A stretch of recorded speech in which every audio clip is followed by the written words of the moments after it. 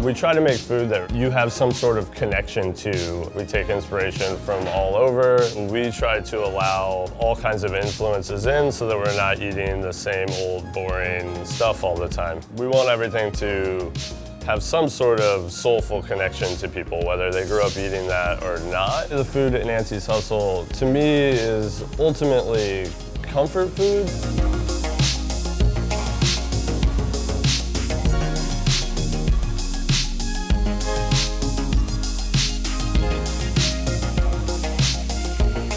John and I decided a long time ago that we should do a restaurant together.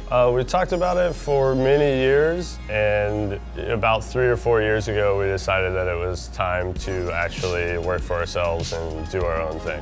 At that point, we both had enough experience, we felt good about it. In my experience of opening a lot of different restaurants and being able to travel quite a bit, we've just incorporated pieces of food from all over, just little things here and there. We didn't want to have to cook Italian food or stick to strictly French. I would say our food today is inspired by many other cultures. And especially in a city like Houston, there are so many different people here cooking all kinds of different foods that we just don't want to be in a box about our food.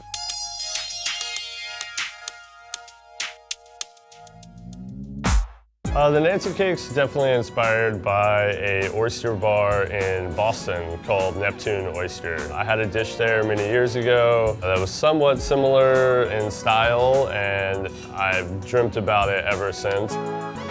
I do think the Nancy Cakes are a good example of that comfort food that is familiar in some way. You've maybe never really had anything that you can directly connect to that, but you know that it connects with you in some way. A warm griddle cake with butter, a little bit of sweetener, and some smoked fish is not an uncommon combination of flavors. So I think for some people it might connect them to having smoked salmon and bagels, to other people pancakes at a diner. I think anytime you can have pancakes for dinner and someone tells you that's okay, that's something great.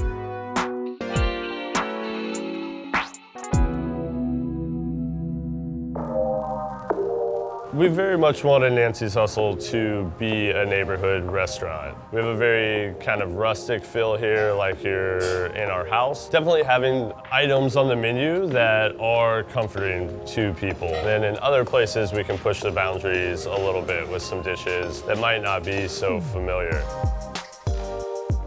For the chicken liver mousse, we blend chicken livers with some cream, a little bit of egg, nutmeg, and some other spices. When peaches were in season, we were getting tons of them, so we did a classic preparation of mostarda, where it kind of candies them but leaves them whole. Then we finished that with mustard oil and mustard seeds and some vinegar. Separately from that, we have a whole wheat paratha. So that is a whole wheat dough that we make. We smear that with whole butter, twist it up. It gets re-rolled and griddled, so it's kind of a flaky flatbread that goes on the side of the chicken liver mousse.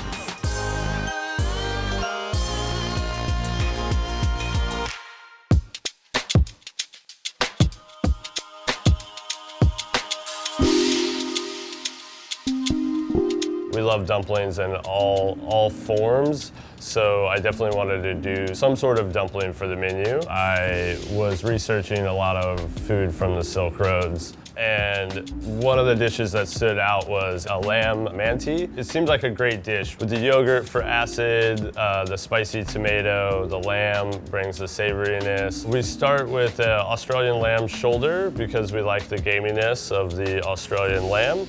That gets roasted and braised with some preserved lemon, coriander, bay leaf, and cumin. From there, we make a dough, just a basic flour and water dough. The lamb gets stuffed inside. They get shaped from there. They're boiled after that. Underneath, there's some labna that's been seasoned with sumac and honey.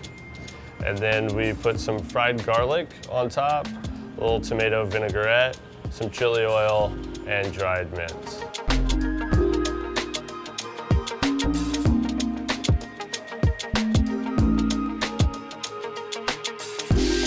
I just fell in love with the atmosphere of kitchens in general.